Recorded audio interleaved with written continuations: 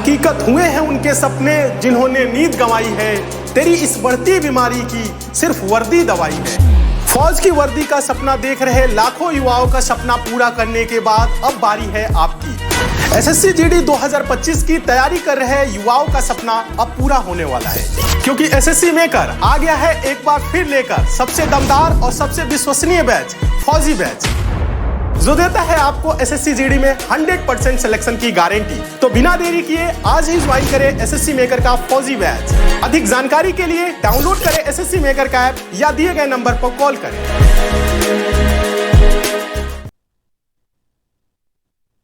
Hello hello hello, नमस्कार प्यारे बच्चों, गुड मॉर्निंग, राधे राधे, राम राम। कैसे हैं आप लोग? तो एक बार जल्दी से आप लोग आ जाइए, सभी बच्चे जल्दी से आ जाएंगे और सभी लोग क्लास को क्या करेंगे भैया, शेयर कर देंगे एक बार, ठीक है? तो सभी को नमस्कार, सभी को राधे राधे, सभी को राम राम भाई, है ना। गुड मॉर्निंग सभी को। कैसे हैं आप लोग? जल्दी से आप लोग आ जाइए, फिर हम लोग क्या करते हैं, क्लास को स्टार्ट करते हैं और सारी चीज़ों को समझते हुए क्या करेंगे, आगे बढ़ जाएंगे। तो एक बार जल्दी से आप लोग आइए, ठीक है भाई? बहुत बढ़िया जी, बहुत बढ़िया। Good morning all of you, good morning. तो कैसे हैं आप लोग? जल्दी से आप लोग बताएंगे, फिर हम लोग क्या करते हैं, क्लास को स्टार्ट करते हैं, ठीक है? तो जैसे कि आप लोग बहुत अच्छे से जानते हैं कि ये जो आपकी क्लास है ये डेली चलती है सुबह 7 बजे, ठीक है? तो बिल्कुल एज इट इज आज भी क्या हो गई है भैया, क्लास आपकी सुबह 7 बजे स्टार्ट हो गई है, ठीक है? यानी ये जो क्लास आपकी है ये डेली चलती है सुबह 7 बजे, ठीक है भाई? और इसमें हम लोग क्या करते हैं, इस क्लास में भैया जीके जीएस, इस क्लास में जीके और जीएस के बहुत ही बढ़िया सुपर हिट क्वेश्चन करते हैं। कितने भैया? बहुत ही, कभी कभी हम लोग 30 क्वेश्चन कर लेते हैं, कभी कभी 35 क्वेश्चन कर लेते हैं। और आज हम लोग क्या करेंगे, आज केवल 20 क्वेश्चन करेंगे। क्यों? क्योंकि आपका जो एग्जाम होता है उसमें केवल 20 क्वेश्चन पूछे जाते हैं जीके जीएस के। तो बिल्कुल हूबहू वैसे ही क्वेश्चन हमने 20 क्वेश्चन रखे हैं इस आज के सेट में, ठीक है? और 20 क्वेश्चन बहुत अच्छे से समझेंगे, आप टेंशन मत लीजिए, ठीक है भाई? बहुत बढ़िया जी, बहुत बढ़िया। Good morning all of you. तो स्टार्ट करें क्लास को, चलो जी। तो आगे बढ़ते हैं हम लोग। देखो आप लोग बहुत अच्छे से जानते हैं कि एसएससी जीडी के लिए ये आपके बहुत ही बढ़िया प्रैक्टिस सेट चलाए जा रहे हैं, जिसमें सबसे पहले क्लास होती है मेरी, जो कि सुबह 7 बजे होती है जीके जीएस की क्लास। दूसरी क्लास मैथ्स की होती है भैया, है ना, 8 बजे, और सुबह 8 बजे। और तीसरी क्लास आपकी भैया रात में 8 बजे होती है रीजनिंग की। और चौथी क्लास हिंदी की होती है रात में 10 बजे। रीजनिंग और मैथ, जो हिंदी की क्लास होती है वो अजय सर लेते हैं, मैथ्स की क्लास गुलशन सर लेते हैं, और जीके जीएस की क्लास अपनी चल ही रही है, ठीक है भाई? क्लियर है? चलो जी, हम लोग क्या करते हैं और आगे बढ़ते हैं, हम लोग क्या करते हैं और आगे बढ़ते हैं। इसके अलावा आप लोग बहुत अच्छे से जानते हैं हमारा बैच चल रहा है एक फौजी 2.0 बैच, बहुत अच्छा बैच चल रहा है। आप लोग क्या कर सकते हैं, इस बैच को ज्वाइन कर सकते हैं, ठीक है भाई? आप लोग क्या कर सकते हैं, इस बैच को ज्वाइन कर सकते हैं। इसकी मात्र फीस है 499, बट आपको क्या मिल जाएगा, इस पर भी 20% का डिस्काउंट मिल जाएगा। और ये कोर्स आपको मिल जाएगा भैया और भी कम में मिल जाएगा, 20% के एक्स्ट्रा डिस्काउंट में आपको कोर्स मिल जाएगा। ये डिस्काउंट कैसे मिलेगा आपको GD20 कोड यूज करना पड़ेगा, ठीक है भाई? तो इसमें आपको क्या मिल जाएंगी, पूरी की पूरी लाइव क्लासें मिल जाएंगी, क्लास नोट्स मिल जाएंगे, एक्सपर्ट फैकल्टीज में क्लास ले रहे हैं, और डेली वाले आपको जो टीचर्स प्रैक्टिस सेट डलवाते हैं वो भी आपको मिलेगा। मतलब परफेक्ट, मजा आ जाएगा आपको, ठीक है भाई?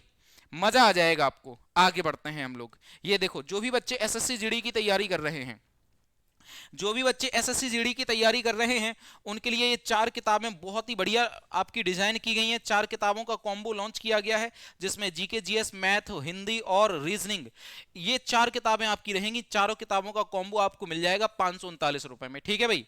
इनको बुक आप लोग कहां से कर सकते हैं? इनको बुक करने का ऑप्शन है एसएससी मेकर एप्लीकेशन, बुकस्केप, और इसके साथ साथ अमेजोन। ये 3 ऑप्शन ऐसे हैं जहां से आप लोग क्या कर सकते हैं, इन किताबों को बुक कर सकते हैं। मेरे बाल अच्छे नहीं लग रहे क्या? भाई यार 10-15 दिन में आ जाएंगे बाल, ठीक है? बालों के ऊपर कोई कमेंट नहीं करेगा भाई, ठीक है? बालों के ऊपर कोई कमेंट नहीं करेगा, 10 से 15 दिन में बाल आ जाएंगे। वो एक्चुअली क्या है कि ठीक है, छोटे छोटे बाल अच्छे लगते हैं ना, इसी वजह से हमने करा लिए छोटे छोटे बाल।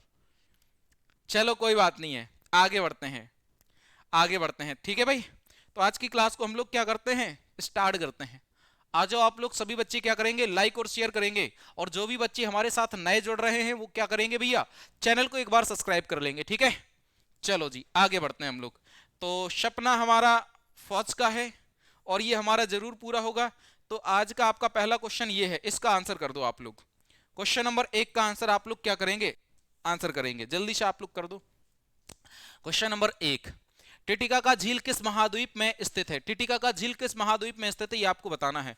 टिटिकाका झील क्या हो जाएगी? विश्व की सबसे ऊंची झील हो जाएगी। विश्व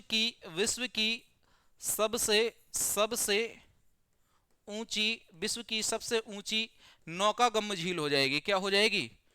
नौकागम्य झील हो जाएगी। ठीक है भाई, विश्व की सबसे ऊंची नौकागम्य झील हो जाएगी टिटिकाका झील। जो कहां पे है? जो भैया दो देशों की सीमाओं पर स्थित है। एक तो हो जाएगा बोलीविया, एक क्या हो जाएगा? बोलीविया। एक तो बोलीविया देश हो जाएगा और एक देश का नाम हो जाएगा पेरू। क्या देश हो जाएगा? पेरू देश हो जाएगा।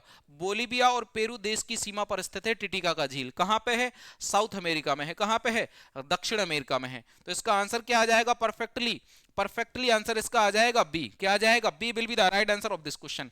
क्या इतनी बात आपको समझ में आ गई है? बताओ जल्दी से आप लोग। इसका आंसर क्या आ जाएगा? बी आ जाएगा। जो दक्षिण अमेरिका है, आप लोग जानते हैं दक्षिण अमेरिका एक महाद्वीप है। क्या है? महाद्वीप है। ठीक है भाई, दक्षिण अमेरिका एक महाद्वीप है। तो इस महाद्वीप में लगभग 12 या 13 देश हैं, है ना। कभी 12 भी आ जाता है, कभी 13 भी आ जाता है, छोटे मोटे सब देश मिलाकर के इसमें लगभग 12-13 देश हैं इस महाद्वीप में, दक्षिण अमेरिका महाद्वीप में। दक्षिण अमेरिका महाद्वीप का क्षेत्रफल के अकॉर्डिंग सबसे बड़ा देश कौन सा है? ये क्वेश्चन पूछा जाता है। तो दक्षिण अमेरिका महाद्वीप का क्षेत्रफल के अकॉर्डिंग सबसे बड़ा देश कौन सा है भैया? ब्राजील है। ये बहुत क्वेश्चन पूछा जाता है, ब्राजील है। और ब्राजील की राजधानी क्या हो जाएगी? ब्राजीलिया हो जाएगी। क्या हो जाएगी? ब्राजीलिया हो जाएगी मेरे भाई। और मुद्रा क्या हो जाएगी? मुद्रा हो जाएगी रियल। मुद्रा क्या हो जाएगी? रियल हो जाएगी।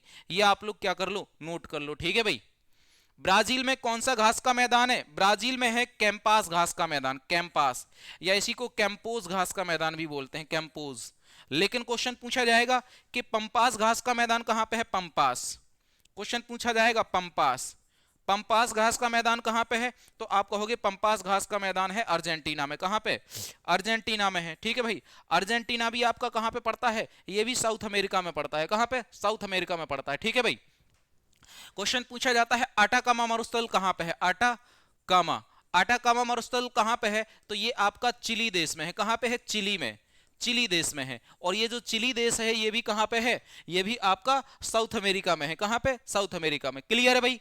बिल्कुल सही है। अगला क्वेश्चन पूछा जाता है कि एंडीज पर्वतमाला कहां पे है? एंडीज पर्वतमाला कहां पे है? तो एंडीज क्या हो जाएगी? एंडीज पर्वत क्या हो जाएगा? ध्यान देना जरा। एंडीज पर्वत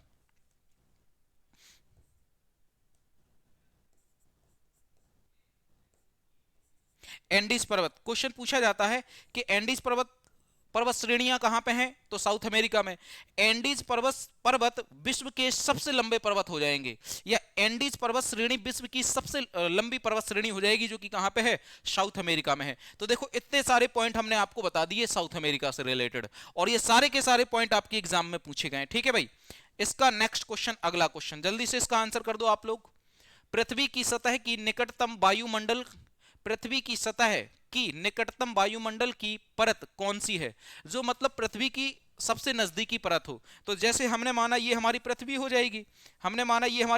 जाएगी, ठीक है। पृथ्वी के जो सबसे पास में पहले नंबर की जो परत है उसको हम लोग क्या बोलते हैं? उसको बोलते हैं क्षोभ मंडल। क्या बोलते हैं?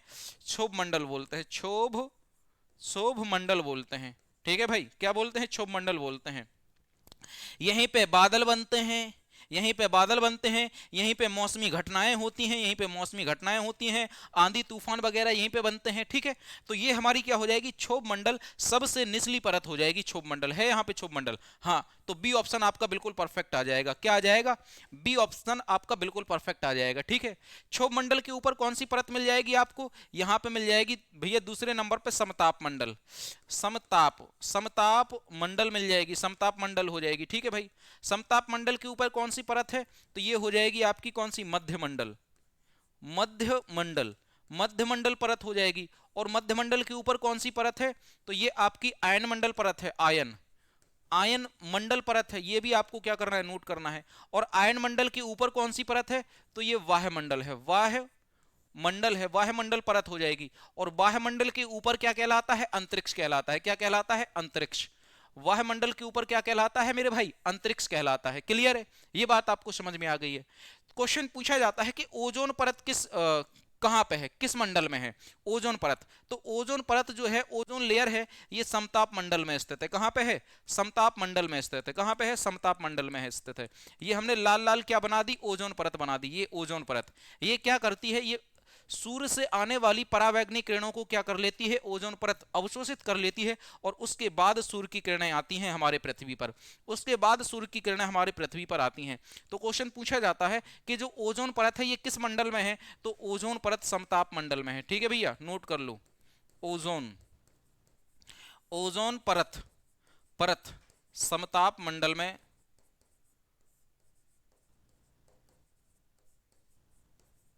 स्थित है, स्थित है। ये क्वेश्चन बहुत पूछा जाता है मेरे भाई, है ना, बिल्कुल सही है। आंसर क्या लगाएंगे इसका, बी आंसर लगा देंगे। क्या लगा देंगे, बी। शाबाश मेरे शेरों। फिर कहा बालों पे कोई कमेंट नहीं करेगा भाई, है ना, बालों पे कोई कमेंट नहीं करेगा। 20 दिन के बाद मेरे बाल बढ़िया हो जाएंगे। अरे भाई साहब, 20 दिन के बाद अपन राजा बन जाएगा, राजा, है ना। चलो क्वेश्चन नंबर 3 कर दो आप लोग। पृथ्वी दिवस कब मनाया जाता है, बताओ सभी बच्चे, पृथ्वी दिवस कब मनाया जाता है। क्या 22 अप्रैल को मनाया जाता है, 22 मार्च को मनाया जाता है, या 8 अक्टूबर को, या 10 जनवरी को। 8 अक्टूबर को हम लोग क्या मनाते हैं भैया, वायु सेना दिवस मनाते हैं, वायु सेना दिवस मनाते हैं। इस बात को आप लोग बहुत अच्छे से जानते हैं। 10 जनवरी को हम लोग क्या मनाते हैं, मानव अधिकार दिवस मनाते हैं। 22 मार्च को हम लोग क्या मनाते हैं, 22 मार्च को हम लोग विश्व जल दिवस मनाते हैं, विश्व जल दिवस मनाते हैं 22 मार्च को। लेकिन 22 अप्रैल को हम लोग क्या मनाते हैं, विश्व पृथ्वी दिवस मनाते हैं। क्या मनाते हैं, विश्व पृथ्वी दिवस मनाते हैं 22 अप्रैल को। ठीक है भाई, बिल्कुल सही है, बहुत बढ़िया जी। आंसर क्या आ जाएगा, ए आ जाएगा इसका। ये देखो, इसका आंसर कर दो आप लोग। प्राचीन समय में अवध किस नाम से जाना जाता था, अवध। अवध, जो अवध है ये क्या था, ये एक राजा रजवाड़ा वाला क्षेत्र था, है ना, राजा रजवाड़ा वाला क्या था, क्षेत्र था अवध। ठीक है भाई, अवध जो था ये किस क्षेत्र में था, किस प्रदेश में था, तो ये यूपी में था, उत्तर प्रदेश में। ठीक है भैया, उत्तर प्रदेश में था। ठीक है, अवध की स्थापना किसने की थी, स्थापना तो अवध की स्थापना की थी सआदत खान ने। किसने की थी, सआदत खान ने। सआदत खान ने क्या की थी भैया, अवध की स्थापना की थी। ये भी आपको नोट करना है। अवध को हम लोग कौशल के नाम से जानते थे। किस नाम से, कौशल के नाम से जानते थे। तो सही उत्तर क्या आ जाएगा आपका, बी आ जाएगा। और कौशल क्या था, एक महाजनपद था, महाजनपद। कौशल एक क्या था, महाजनपद था, जिसकी राजधानी क्या थी, श्रावस्ती थी। क्या थी, श्रावस्ती थी। ठीक है भैया, श्रावस्ती थी। ये भी आपको क्या करना है, नोट करना है। क्लियर है। तो क्वेश्चन पूछा जाता है कि भैया जो अवध वाला जो क्षेत्र था ये कहां पे था, उत्तर प्रदेश में था। ठीक है, काशी की राजधानी क्या थी, वाराणसी। वाराणसी, काशी भी एक महाजनपद था। काशी की राजधानी क्या थी, वाराणसी। शूरसेन की राजधानी क्या थी, मथुरा। मथुरा, ठीक है भैया। गांधार की राजधानी क्या थी, तक्षशिला। गांधार की राजधानी क्या थी, तक्षशिला। इस प्रकार से ये हमारे क्या थे, अलग अलग महाजनपद थे। टोटल कितने महाजनपद थे, टोटल 16। कितने महाजनपद थे, 16 महाजनपद थे। ठीक है भैया, जिसमें से क्वेश्चन पूछा जाता है कि 16 महाजनपदों में से सबसे शक्तिशाली महाजनपद कौन सा था, तो मगध था। कौन सा था, मगध, जो बिहार वाले क्षेत्र में चला। बिल्कुल सही है, बहुत बढ़िया। आंसर क्या लगाएंगे, बी लगा देंगे। ठीक है, इसका आंसर कर दो आप लोग क्वेश्चन नंबर 5 का। अहमदनगर की किस रानी ने बादशाह अकबर का विरोध किया था, उसका नाम क्या है भाई, उसका नाम क्या है। रानी दुर्गावती, जीनत महल, या चांद बीबी, या रजिया सुल्तान। सभी बच्चे बताओ क्वेश्चन नंबर 5 का आंसर क्या आ जाएगा। सभी बच्चे बताओ क्वेश्चन नंबर 5 का आंसर क्या आ जाएगा। ऐसी कौन सी रानी थी, कहां की, अहमदनगर की। अहमदनगर ये कहां पे पड़ता है, महाराष्ट्र में। कहां पे, महाराष्ट्र में पड़ता है मेरे भाई। ये आपको क्या करना है, नोट करना है। और महाराष्ट्र वाले क्षेत्र की उस टाइम पे रानी थी कौन, चांद बीबी। कौन थी, चांद बीबी हो जाएगी, जिसने बादशाह अकबर का विरोध किया था। बादशाह अकबर से लोहा लिया था, बादशाह अकबर के साथ लड़ाइयां लड़ी थी इसने। ठीक है भाई, हाँ, तुम लोग घर से बाहर ना निकलते हो, यहां औरतें युद्ध लड़ रही हैं, है भाई। चलो जी, तो 1971 में स्वतंत्रता की घोषणा के बाद बांग्लादेश के प्रथम प्रधानमंत्री का नाम बताइए। आप लोग बहुत अच्छे से जानते हैं कि जो बांग्लादेश है ये आजाद कब हुआ है, बांग्लादेश आजाद। तो आप कहोगे भैया बांग्लादेश आजाद हुआ था 26 मार्च को। कब हुआ था, 26 मार्च 1971 में आजाद हुआ था। ठीक है, तो उस टाइम पे बांग्लादेश के प्रथम प्रधानमंत्री कौन बने थे? बांग्लादेश के प्रथम प्रधानमंत्री बने थे ताजुद्दीन अहमद। कौन बने थे? ताजुद्दीन अहमद बने थे। तो आंसर क्या आ जाएगा आपका? आंसर आ जाएगा भैया आपका A will be the right answer of this question. लेकिन क्वेश्चन पूछा जाता है कि बांग्लादेश के जनक कौन कहे जाते हैं या किसको कहा जाता है? तो बांग्लादेश का जनक शेख मुजीबुर रहमान को कहा जाता है। ठीक है भैया, तो बांग्लादेश का जनक किसे माना जाता है? जनक माना जाता है शेख मुजीबुर रहमान को। और ये वही रहमान है जो शेख हसीना के पिता हैं। किसके? शेख हसीना के पिता हैं। किसके भैया? शेख हसीना के पिता हैं, है ना? क्लियर है? बहुत बढ़िया जी, बहुत बढ़िया, एकदम शानदार। तो आंसर क्या आ जाएगा आपका? ए आ जाएगा। A will be the right answer of this question. Next, एक सहकारी समिति में पालन किया जाने वाला सिद्धांत कौन सा है? एक सहकारी समिति में पालन किया जाने वाला सिद्धांत कौन सा है? एकाधिक वोट, एक आदमी एक वोट, कोई वोट नहीं, एक हिस्सा एक वोट। तो एक आदमी एक वोट, इसका आंसर क्या आ जाएगा आपका? इसका आंसर आ जाएगा बी, बिल्कुल सही उत्तर आ जाएगा। इसका आंसर करो जरा, सभी बच्चे करेंगे इसका आंसर। भूटान भारत के कितने राज्यों से अपनी सीमा साझा करता है? तो देखो आप लोग बहुत अच्छे से जानते हैं, यहां पे पाकिस्तान, पाकिस्तान, ऊपर अफगानिस्तान, यानी अफगानिस्तान, ऊपर अफगानिस्तान, अफगानिस्तान के बाद आ जाओ तो यहां पे चीन, चीन के बाद आ जाओ नेपाल, चीन के बाद क्या आ जाओ? नेपाल, नेपाल, नेपाल के बाद आ जाओ अपना भूटान, भूटान, भूटान के बाद आ जाओ अपना क्या भैया? म्यांमार, म्यांमार, और म्यांमार के बाद आ जाओ भैया बांग्लादेश, बांग्लादेश, बांग्लादेश। ये वो देश हो जाएंगे जो भारत के साथ अपनी क्या करते हैं? सीमा बनाते हैं। ठीक है भाई, यानी 1 2 3 4 5 6 7, बिल्कुल। और ये हमने आपको ट्रिक से बताया था बचपन में, एमबीए किया, बचपन में क्या किया? एमबीए किया। ये वो देश हो जाएंगे जो भारत की सीमा से लगते हैं। ठीक है, जो पाकिस्तान है ये लगभग 3323 किलोमीटर की सीमा साझा करता है। 3323 किलोमीटर की सीमा, 3323 किलोमीटर की सीमा भारत से साझा करता है। ठीक है भाई, जो अफगानिस्तान है ये 106 किलोमीटर की सीमा साझा करता है भारत के साथ। जो चाइना है ये 3488 किलोमीटर की सीमा साझा करता है, 3488 किलोमीटर की सीमा साझा करता है। जो नेपाल है ये 1751 किलोमीटर की सीमा साझा करता है भारत के साथ। ठीक है, जो भूटान है ये 699 किलोमीटर की सीमा लगाता है भारत के साथ। जो म्यांमार है ये 1643 किलोमीटर की सीमा भारत के साथ साझा करता है, 1643।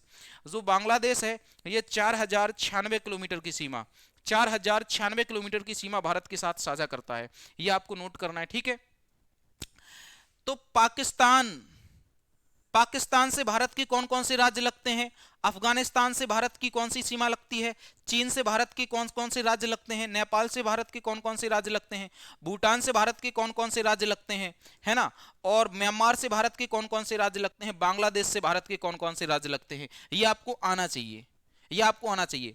भारत के 5 राज्य ऐसे हैं जो बांग्लादेश की सीमा को साझा करते हैं, भारत के 5 राज्य। भारत के 4 राज्य ऐसे हैं जो म्यांमार की सीमा से लगते हैं। भारत के 4 राज्य ऐसे हैं जो भूटान की सीमा से लगते हैं। ठीक है भाई, भारत के 5 राज्य ऐसे हैं जो नेपाल की सीमा से लगते हैं। भारत के 4 राज्य ऐसे हैं, भारत के 4 राज्य ऐसे हैं जो चाइना की सीमा से लगते हैं। भारत का जम्मू कश्मीर वाला पार्ट जो है, लद्दाख वाला पार्ट, वो अफगानिस्तान से लगता है। और भारत के 3 राज्य किसकी सीमा से लगते हैं? पाकिस्तान की सीमा से लगते हैं। ठीक है भाई, समझ गए आप लोग बात को? तो ये आपको पता होना चाहिए। हर एक राज्य के लिए हमने आपको ट्रिक बताई थी, हर एक देश के लिए हमने आपको एक ट्रिक बताई थी। ठीक है भाई, बहुत बढ़िया जी, बहुत बढ़िया। आंसर आपका क्या आ जाएगा इसका? भूटान। भूटान भारत से कितने राज्यों के साथ अपनी सीमा साझा करता है? तो आप आंसर लगाएंगे 4। अब इसकी ट्रिक क्या है? इसकी ट्रिक हमने आपको क्या बताई थी? इसकी ट्रिक हमने आपको बताई थी कि भूटान में कौन सी सरकार है? भूटान में सपा सरकार है। भूटान में क्या है? भूटान में सपा सरकार है। तो सिक्किम, असम, पश्चिम बंगाल और अरुणाचल प्रदेश, सिक्किम, असम और पश्चिम बंगाल और अरुणाचल प्रदेश, ये 4 राज्य ऐसे हो जाएंगे जो भूटान की सीमा से लगते हैं। समझ गए बात को? बहुत बढ़िया जी, बहुत बढ़िया। नोट करते चलिए आप लोग सभी बच्चे। नेक्स्ट आगे बढ़ते हैं। ये देखो कितना प्यारा क्वेश्चन है। लाल मिट्टी पर खेती करना कठिन है, क्यों? लाल मिट्टी पर खेती करना इसलिए कठिन है क्योंकि लाल मिट्टी में पानी ज्यादा देर तक रहता नहीं है ना। लाल मिट्टी में एक तो ह्यूमस की कमी पाई जाती है, किसकी, ह्यूमस की भी कमी पाई जाती है, ठीक है। लाल मिट्टी पथरीली ज्यादा होती है, पथरीली ज्यादा होती है। लाल मिट्टी में फेरिस ऑक्साइड ज्यादा पाया जाता है ना, आयरन ज्यादा पाया जाता है, इसलिए उसका रंग लाल होता है। तो इसकी जल धारण करने की क्षमता क्या होती है, कम होती है। तो आंसर क्या आ जाएगा आपका, आंसर आ जाएगा ए। क्या आ जाएगा, A will be the right answer of this question. इसका आंसर करो जरा। निम्नलिखित में से जो अलग है उसे चुनिए, यानी अलग को चुनना है हमें, बताओ जल्दी से फटाफट से, है ना। जिसको आ रहा है वो आंसर करते जाइएगा, जिसने नहीं पढ़ा है वो नोट करते जाइएगा, ठीक है।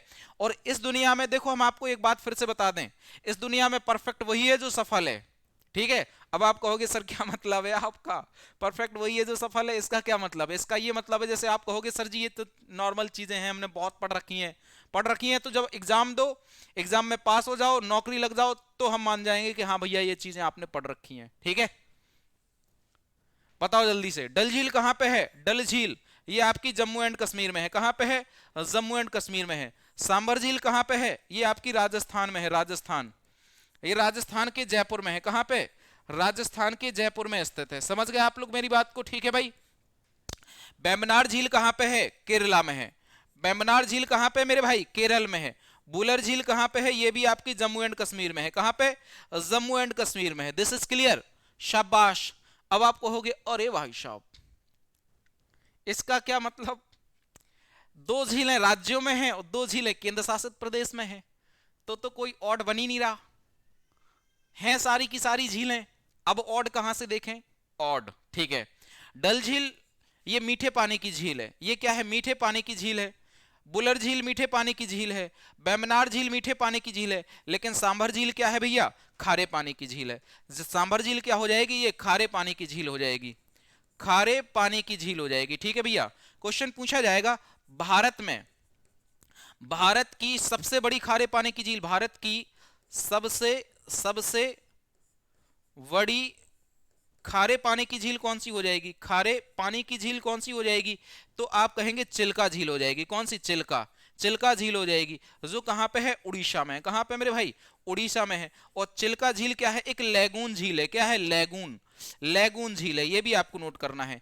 चिल्का झील में पानी कहां से आता है? चिल्का झील में पानी आता है बे ऑफ बंगाल से। बे ऑफ बंगाल से क्या आता है? पानी आता है, ठीक है भाई। समझ गए आप लोग बात को, ठीक है। जो बुलर झील है ये क्या हो जाएगी? भारत की सबसे बड़ी मीठे पानी की झील हो जाएगी, ठीक है। क्या हो जाएगी? मीठे पानी की झील हो जाएगी, पानी की झील है ना। जो बुलर झील है ये क्या है? भारत की सबसे बड़ी मीठे पानी की झील है। दिस इज क्लियर, बिल्कुल सही है। आंसर क्या लगा दो आप लोग? बी लगा दो। ये लो भैया, चलो जी आगे बढ़ते हैं। क्वेश्चन नंबर नेक्स्ट, है ना। इसका आंसर कर दो आप लोग, इसका आंसर कर दो आप लोग। हवल का नियम निम्नलिखित में से किससे संबंधित था? हवल का नियम निम्नलिखित में से किससे संबंधित है? देखो जो हवल है, इनका पूरा नाम था डार्विन हवल। इनका पूरा नाम क्या था भैया? डार्विन हवल, डार्विन हवल, ठीक है भाई। इनका पूरा नाम क्या था? डार्विन हवल था, ठीक है। अब जो डार्विन हवल है, इन्होंने 1929 में कुछ नियम दिए। उन नियमों को किससे इन्होंने 1929 में कुछ नियम दिए, और वो नियम किससे रिलेटेड थे? वो खगोलीय से रिलेटेड थे। तो आंसर क्या आ जाएगा आपका? आंसर आ जाएगा डी। और उनको क्या बना दिया भैया? हवल का नियम बोल दिया, उनको नाम दे दिया कि ये तो हवल के नियम है। ये क्या है? हवल के नियम है, बिल्कुल सही है। नेक्स्ट, इसका आंसर कर दो आप लोग, है ना। अच्छा आप लोग इसका आंसर करो, क्वेश्चन नंबर 13, इसका आप लोग आंसर करो सभी बच्चे फटाफट से। ये देखो, 0 डिग्री सेंटीग्रेड कितने डिग्री फ़ारेनहाइट के बराबर होता है? 0 डिग्री सेंटीग्रेड कितने डिग्री फ़ारेनहाइट के बराबर होता है? और सामने आपका फॉर्मूला लिखा हुआ है, तो आप लोग फॉर्मूले में भी क्या कर सकते हैं, मतलब फॉर्मूले में रखकर आप लोग आंसर कर सकते हैं, ठीक है। कैसे आंसर करेंगे समझो मेरी बात को। क्या कह रहा है? 0 डिग्री सेंटीग्रेड, यानी सी का मान कितना दे दिया? 0 दे दिया। कितने डिग्री फ़ारेनहाइट के बराबर है? तो एफ का मान पूछ रहा है, एफ का मान पूछ रहा है, ठीक है। अब यहां से सी और एफ वाली वैल्यू ले लो, ये वाला पोर्शन ले लो आप लोग, बस यहां पे वैल्यू रख दो, आपको एफ की वैल्यू मिल जाएगी। तो देखो सी की वैल्यू क्या है? 0/5 इक्वल F माइनस 32 अपॉन 9, ठीक है। 9 का मल्टीप्लाई 0 में करेंगे तो 0, 5 का भाग 0 में तो देंगे तो 0, तो 0 इक्वल क्या आ जाएगा, F माइनस 32। 32 को इस साइड लाएंगे तो ये प्लस का हो जाएगा, इसका मतलब ये है F की वैल्यू क्या निकल के आ गई, 32 फ़ारेनहाइट निकल के आ गई। समझ गए आप लोग बात को? तो आंसर क्या आ जाएगा, डी आ जाएगा। जिसका भी आंसर डी आ रहा है वो बिल्कुल परफेक्ट है, जिसका भी आंसर डी आ रहा है वो बिल्कुल परफेक्ट है। बहुत बढ़िया भाई, बहुत बढ़िया, एकदम शानदार, एकदम शानदार। D will be the right answer of this question. D बिल्कुल सही उत्तर हो जाएगा आपका, ठीक है। क्वेश्चन नंबर हम लोग करेंगे 14 है। ये देखो, मुक्त रूप से निलंबित चुंबक किस दिशा की ओर संकेत करता है? यदि आपने किसी चुंबक को मुक्त रूप से लटका दिया तो वह किस दिशा की ओर क्या करेगा, संकेत करेगा? वह नॉर्थ और साउथ की ओर क्या करता है, संकेत करता है। यानी उत्तर और दक्षिण दिशा की ओर क्या करता है, संकेत करता है, नॉर्थ और साउथ की ओर। तो आंसर क्या आ जाएगा आपका, बिल्कुल परफेक्टली आंसर बी आ जाएगा। शाबाश शाबाश। आंसर क्या करेंगे नेक्स्ट, निम्नलिखित में विषम चुनिए। अब लो भैया, इसमें भी आप लोग क्या चुनिए, एक विषम चुनिए। सभी बच्चे फटाफट से इसका भी आंसर करो, है ना भाई? सभी बच्चे फटाफट से इसका भी क्या करो, आप लोग आंसर करो, और आंसर करके आप लोग बताओ कि इसका आंसर सही क्या हो जाएगा। ठीक है भाई, शाबाश। गुड मॉर्निंग सभी को, सभी को गुड मॉर्निंग भाई, सभी को गुड मॉर्निंग। विषम को चुनना है। देखो पारा, पारा हम लोग इसको Hg बोलते हैं, Hg, और पारा क्या हो जाएगी, द्रव धातु हो जाएगी। क्या हो जाएगी, द्रव धातु हो जाएगी। इस बात को आप लोग बहुत अच्छे से जानते हैं, ठीक है। पारा को ही हम लोग क्या बोलते हैं, पारद बोलते हैं, और इसी को हम लोग क्या बोलते हैं, क्विकसिल्वर बोलते हैं, ठीक है। इसी को हम लोग क्या बोलते हैं, हाइड्रागाइमर बोलते हैं। तो ब्रोमीन अलग हो जाएगा फिर इसका, है ना। ब्रोमीन क्या हो जाएगा, अलग हो जाएगा। ब्रोमीन का प्रतीक चिन्ह क्या हो जाएगा, Br हो जाएगा। और ये क्या है, एक द्रव आधातु है। ये क्या है, ब्रोमीन एक द्रव आधातु है। किस आवर्त सारणी के किस वर्ग में है, आवर्त सारणी के किस वर्ग में है, आवर्त सारणी के वर्ग नंबर 17 में है। किस में है, वर्ग नंबर 17 में है। और वर्ग नंबर 17 के तत्वों को कहा जाता है हैलोजन परिवार के तत्व। क्या कहा जाता है, हैलोजन, हैलोजन परिवार के तत्व कहा जाता है, परिवार, है ना। वर्ग नंबर 17 को क्या कहा जाता है, हैलोजन परिवार के तत्व कहा जाता है। This is clear. तो आंसर क्या लगा दोगे आप लोग, डी लगा दोगे। D will be the right answer of this question. इसका आंसर कर दो आप लोग। स्टेनलेस स्टील का आविष्कार किसने किया था? बहुत बढ़िया क्वेश्चन है, 16 नंबर। स्टेनलेस स्टील का आविष्कार किसने किया था, इसका आंसर करो सभी बच्चे। बहुत बढ़िया है, क्वेश्चन नंबर 16। स्टील, देखो आप लोग जानते हैं हमने क्या कहा था, जो स्टील है वो पूरे लोक में फेमस है। सब लोग जानते हैं ना स्टील को। तो बस, तो स्टील कहाँ है भैया, ये स्टील पूरे लोक में फेमस है, लोक में। तो लो से क्या हो जाएगा, लोहा हो जाएगा, लोहा हो जाएगा। और का से हो जाएगा कार्बन, क्या हो जाएगा, कार्बन हो जाएगा। इस बात से हमें पता चलता है कि जो स्टील है वो लोहा और कार्बन से मिलकर बनता है। और स्टील की खोज की थी हैरी बिरियरली ने। किसने, हैरी बिरियरली ने। आंसर क्या आ जाएगा, सी आ जाएगा इसका परफेक्टली, ठीक है। इसका और आप लोग आंसर कर दो क्वेश्चन नंबर 17 का। निम्नलिखित में से कौन सा क्षारीय तत्व नहीं है, क्षारीय, बताओ सभी बच्चे। ऐसा कौन सा तत्व है जो क्षारीय तत्व नहीं है? आपने आवर्त सारणी को पढ़ा है, आपने आवर्त सारणी को पढ़ा है, तो इसका आंसर बड़ी ही आसानी से आप दे सकते हो, ठीक है भाई। क्षारीय तत्व, सोडियम, सोडियम का प्रतीक चिन्ह क्या होता है, Na होता है।